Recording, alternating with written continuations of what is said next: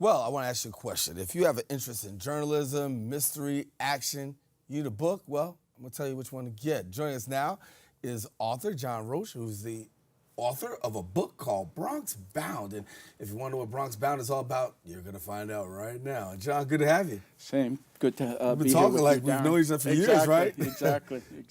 It's great to have you here on set. And, Thanks. Talk to us about the book. Obviously, coming out of the borough of the Bronx. Yeah. And it's got a little mystery to it.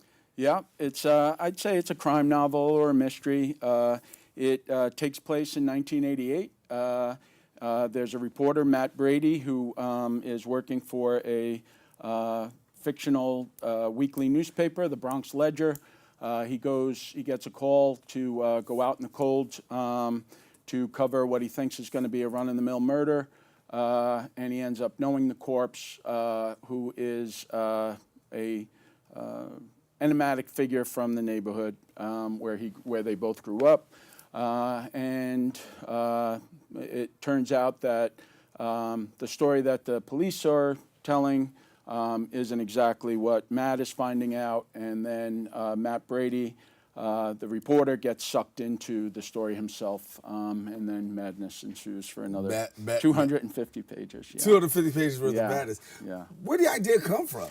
I always wanted to, as I was a Bronx journalist for almost every newspaper in the Bronx, especially the Bronx Times and the Co-op City Times.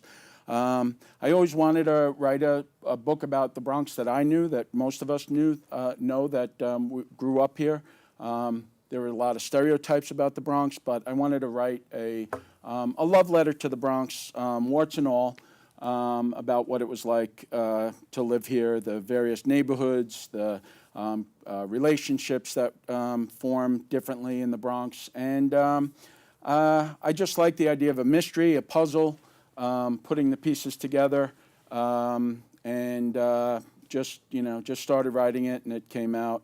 I also wanted to set it in 1988 for a few reasons. One is from a reporter perspective and police perspective. I wanted to set it at a time before technology became so ubiquitous. Now if we met for the first time, as soon as we leave, we'll Google each other or LexisNexis to find out. I wanted to set it in a time where police work required shoe leather and newspaper reporting required talking, getting your stories from the neighborhood gossip or the bartender or the cab driver. And you play this out a little bit because as a journalist, this is a guy who doesn't just focus on investigative journalism, but he's got some other work to do as well. Exactly. That's another thing we were discussing is, it bothered me about any story you usually hear about journalists, whether it's television or movies or books, is they come across a big story and then their editor or producer says, "Oh, go with it and don't worry about anything else." And we know that you have to juggle a million things. You still have to cover the stories about the spelling bee or the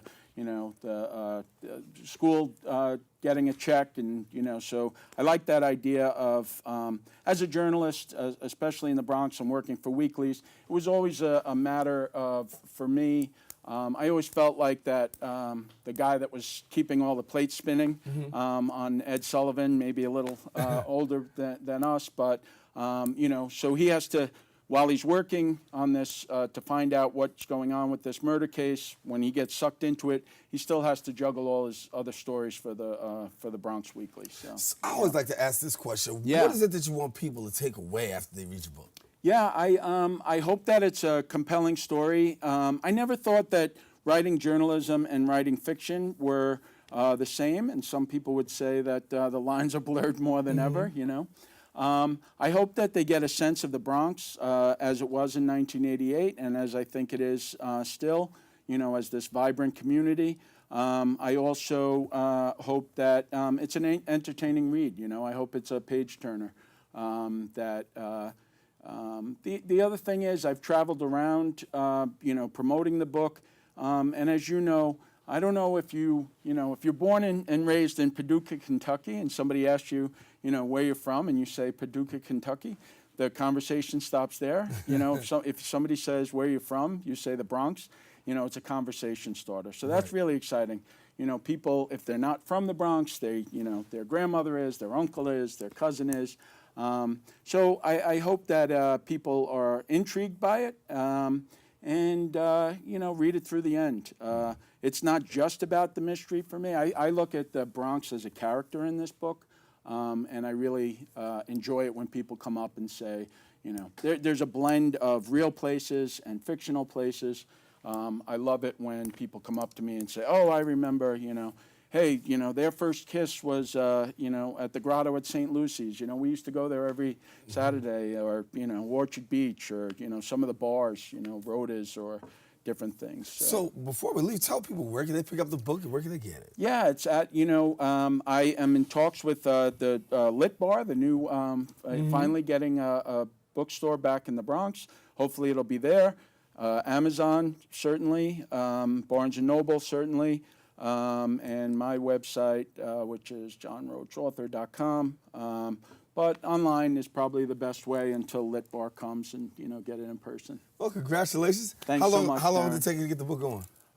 It took me about a year and a half to write, and then finding a publisher was about the same time. And it's taken me, I'm writing a second one now, also Bronx-based with some of the characters.